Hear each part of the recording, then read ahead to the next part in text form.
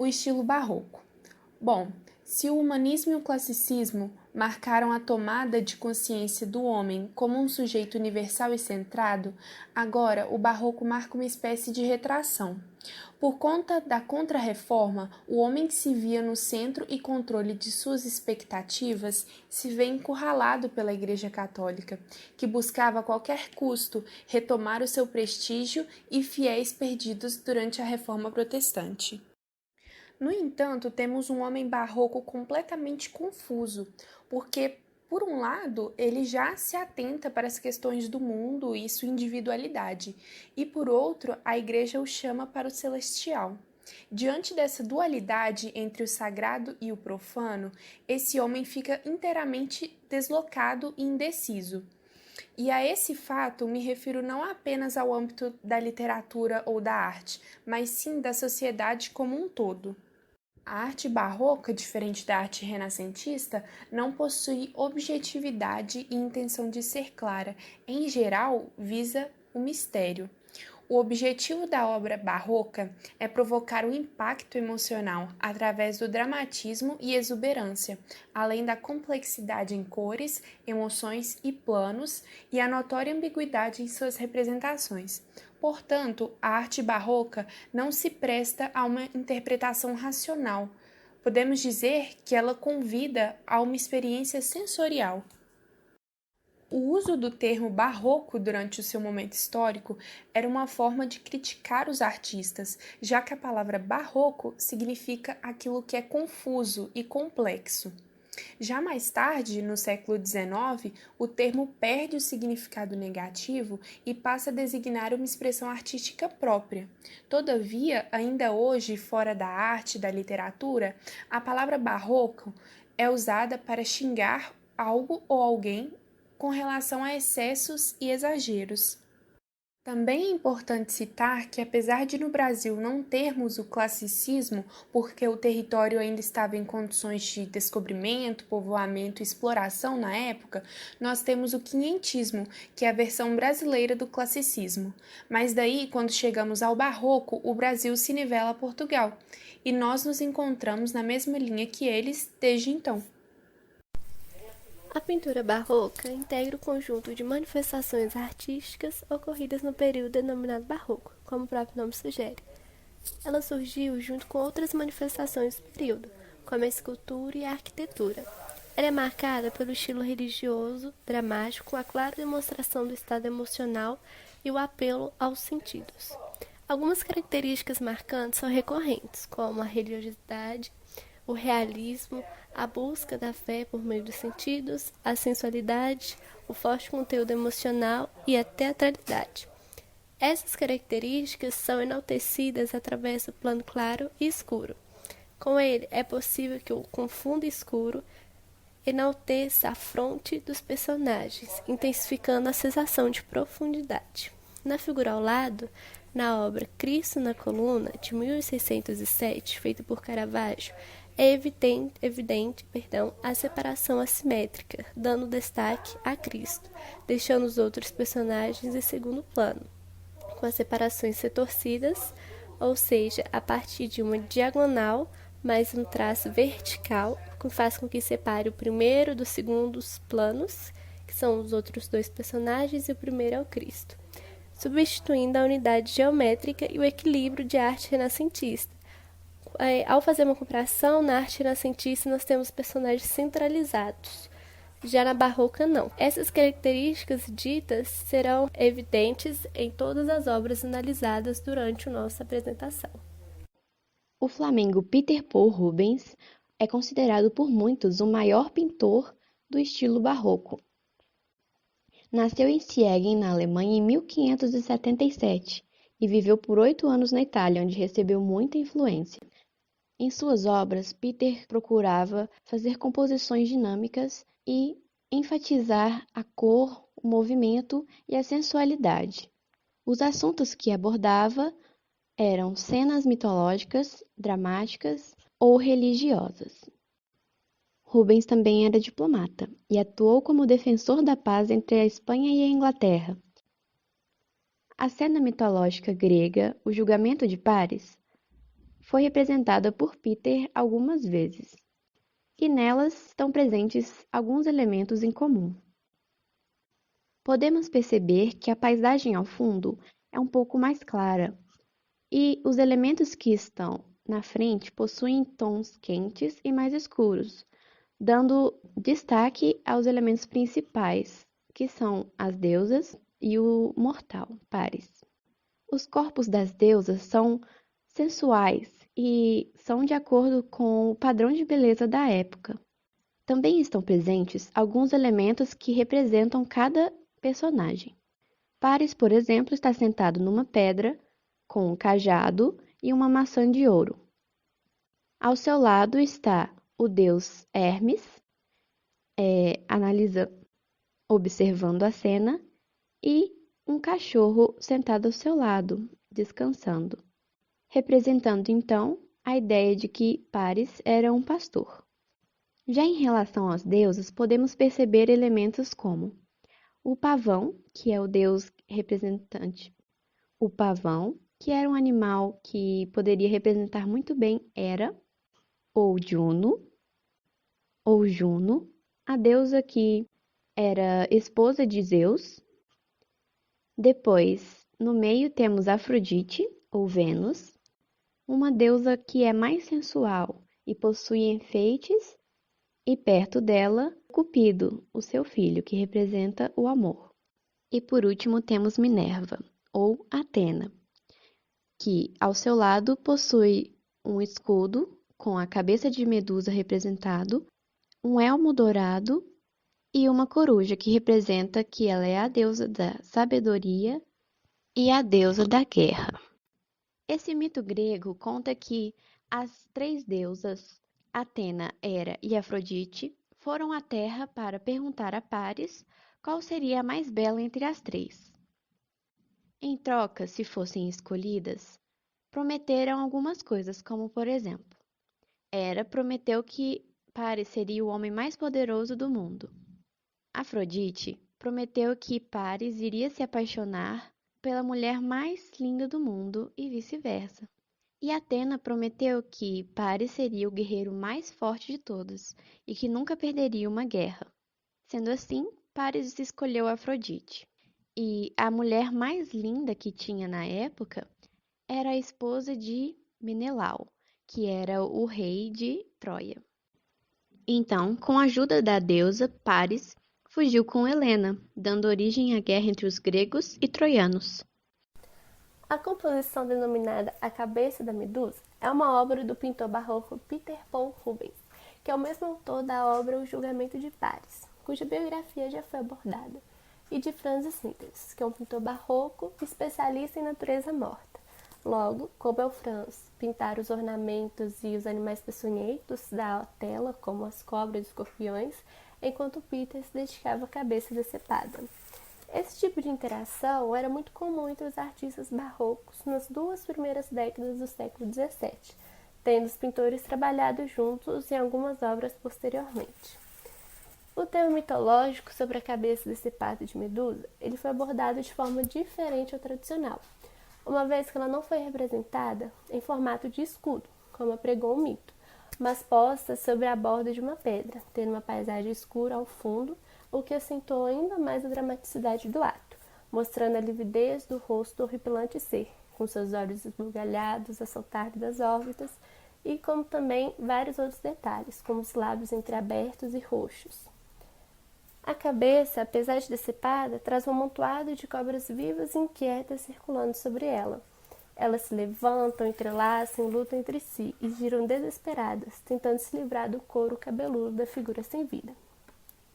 Pode-se perguntar o porquê de a Medusa ter cobras como cabelo, partindo de várias premissas da mitologia grega que possuem diferentes vertentes, mas que compartilham um ponto em comum, que é a maldição deferida após a desonra no templo da deusa Atena.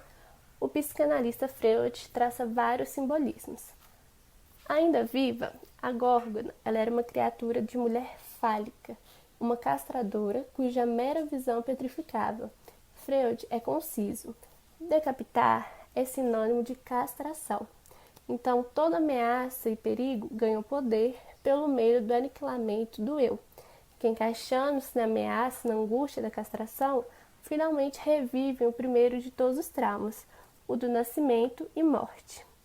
Assim, quando decapitada e morta, o horror da castração amplia-se ainda mais.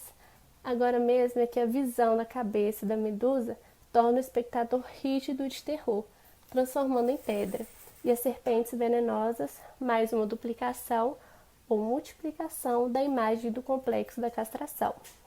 Mas, como para o inconsciente os opostos são o mesmo, por assustadoras que possam ser em si as serpentes, elas servem como uma mitigação do horror, por substituir o pênis, cuja ausência é a causa do horror. Isso é uma confirmação da regra técnica, segundo a qual uma multiplicação de símbolos de pênis significa a castração. Como confirmação desta premissa, temos dois exemplos de como esse símbolo de horror passou a ser utilizado. A deusa Atena, ela era representada com a cabeça da medusa esculpida sobre a couraça em seu peito, simbolizando de como punira quem desonrou seu templo e de como castigaria quem atentasse contra sua virgindade, se tornando uma mulher inabordável que repele todos os desejos sexuais, visto apresentar os terrificantes órgãos genitais de Medusa. Do mesmo modo que Perseu passou a utilizar a cabeça da Medusa como uma arma em sua defesa, tornando-se um amuleto com o dom de afastar e evitar desgraças e malefícios. E como os opostos são o mesmo para o inconsciente, os pelos pubianos, simbolizados pelas cobras, reiteram o complexo da castração. Já que, para Freud, a ausência do órgão genital masculino nas mulheres representam seres castrados, como também são castradoras, já que possuem inclinação para o mal, sendo então temidas pelos homens. Essa pintura se chama Sileno Ébrio, feita por Giuseppe de Ribeira, ou em português, José de Ribeira, que nasceu em 1591 na Espanha e, após ir para a Itália, foi influenciado pelas técnicas do pintor Caravaggio, que em suas pinturas usava a dramaticidade, a técnica do tenebrismo, onde os tons terrosos contrastam com pontos fortes de luz, e a coragem para representar a feiura. Algumas dessas características já são características gerais do Barroco. Essa pintura foi feita em 1626 e representa uma celebração a Dionísio, ou também conhecido como Baco pela mitologia romana. Ele era o deus do vinho e possuidor dos conhecimentos do plantio e da coleta da uva. Daí então, Sileno pegou o gosto pelo vinho, pois segundo a mitologia grega, Sileno ele era professor de filosofia antinatalinista e discípulo de Dionísio. Uma das versões de como os dois se conheceram é que em um dia Sileno vagava embriagado por uma cidade chamada Frígia, quando alguns aldeões levou ele para o rei Midas, que é aquele em que tudo que toca vira ouro, o qual cuidou de Sileno e o apresentou para Dionísio, que é a pessoa que vai dar esse poder para o rei Midas em agradecimento por ter cuidado do Sileno. E por estar sempre embriagado, daí o nome ébrio, que é aquele em que está alcoolizado. Sileno nas pinturas é sempre representado como um velho bêbado e carregado por um burro ou por sátiros, que mais para frente eu vou explicar quem são eles. Apesar disso, ele era conhecido como um indivíduo de imensa sabedoria, com conhecimentos de várias áreas e o dom da profecia. Mas ele só adquiria esses dons, esse conhecimento, quando estava bêbado. Então, é por isso que ele sempre bebia muito. A sabedoria de Sileno é representada na pintura pela cobra, na parte inferior esquerda, com um pergaminho na boca, que diz o autor da pintura e o ano em que foi feita.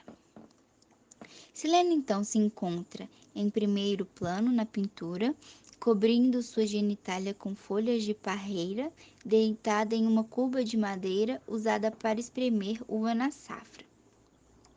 As outras figuras que aparecem são os sátiros, que são divindades menores da natureza.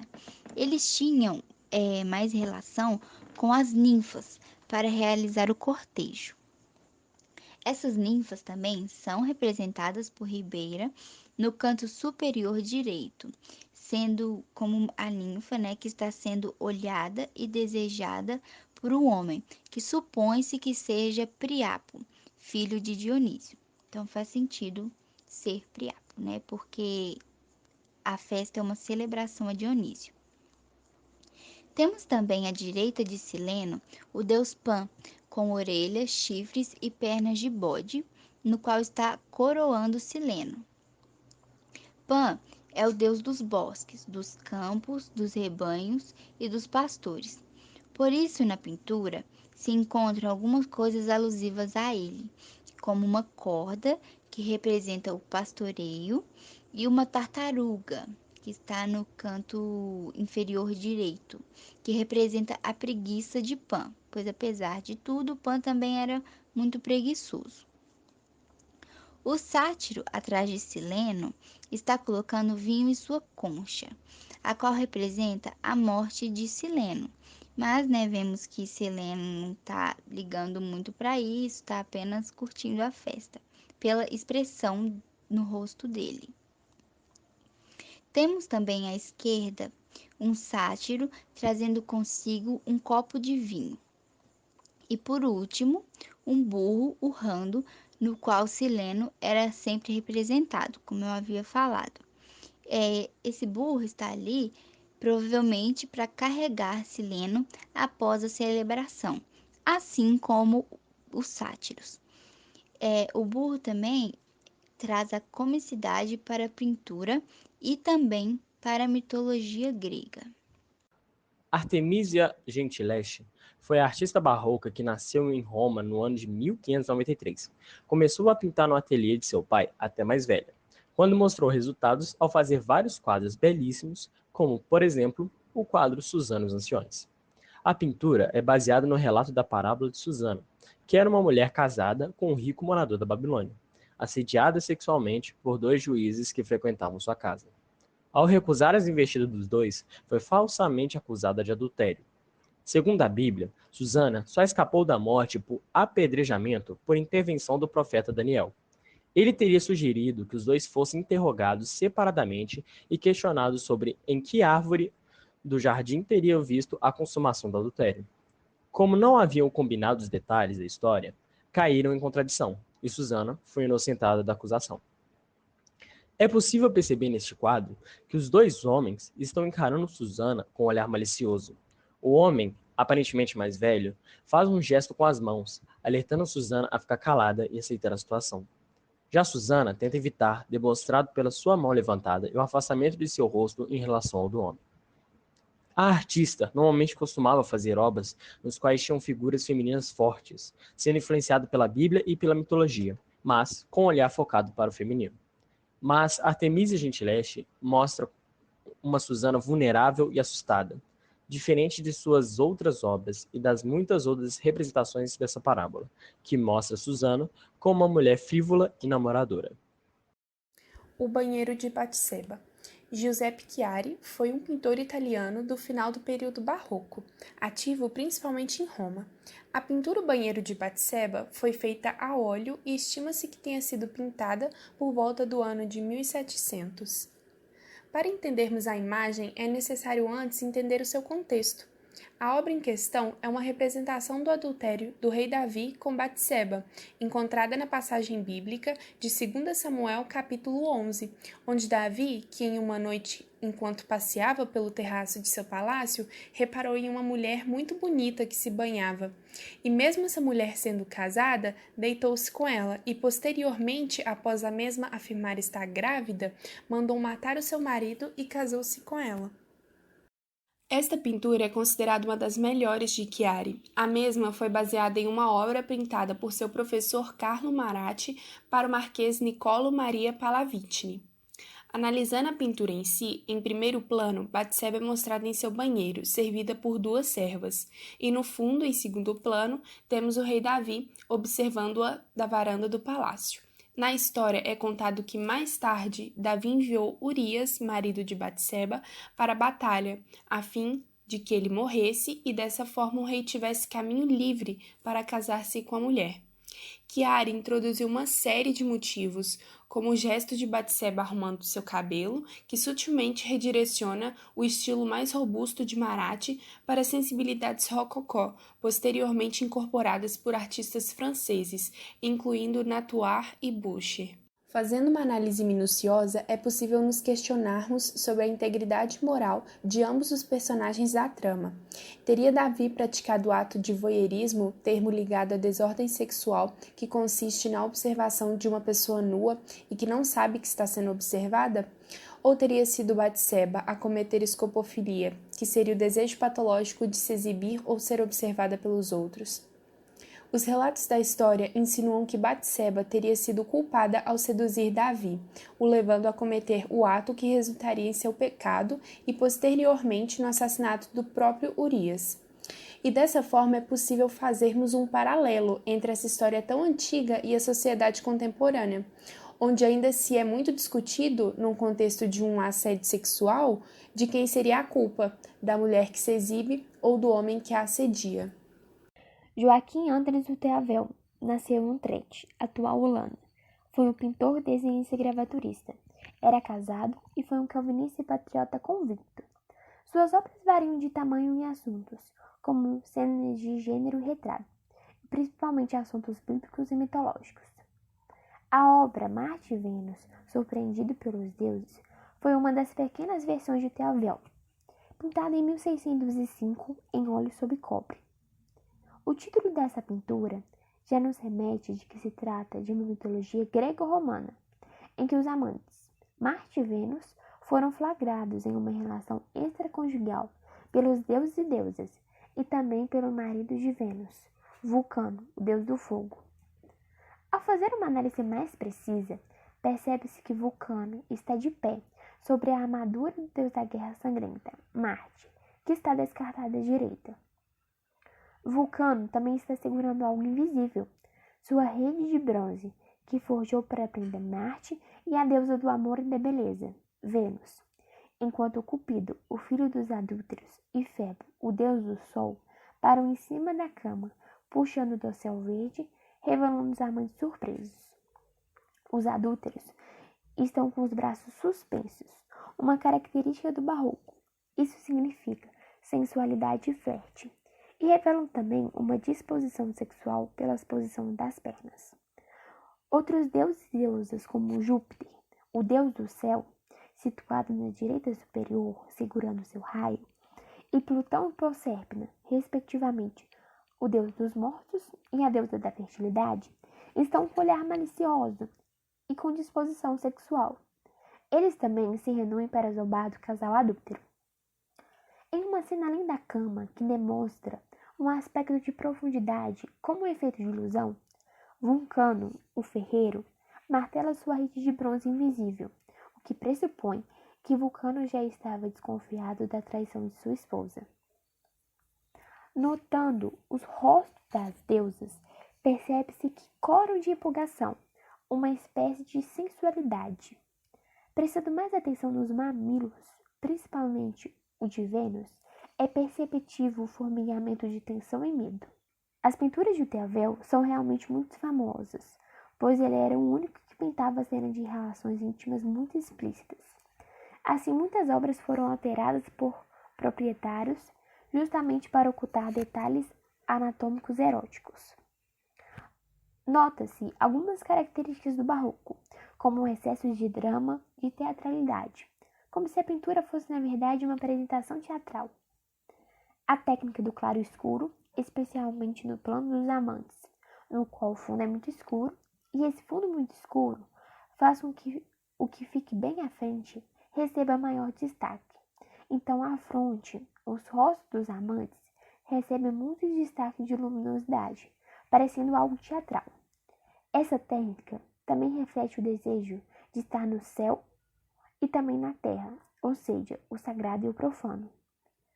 A valorização dos detalhes é algo que chama muita atenção, sobretudo pelos inúmeros detalhes que os deuses e deusas apresentam, como a representação de cada elemento principal de cada um, como o raio de Júpiter, o foice de Plutão, o raio de Sol pairado sobre a cabeça de Febo, a armadura de Marte, descartada no chão, entre outros.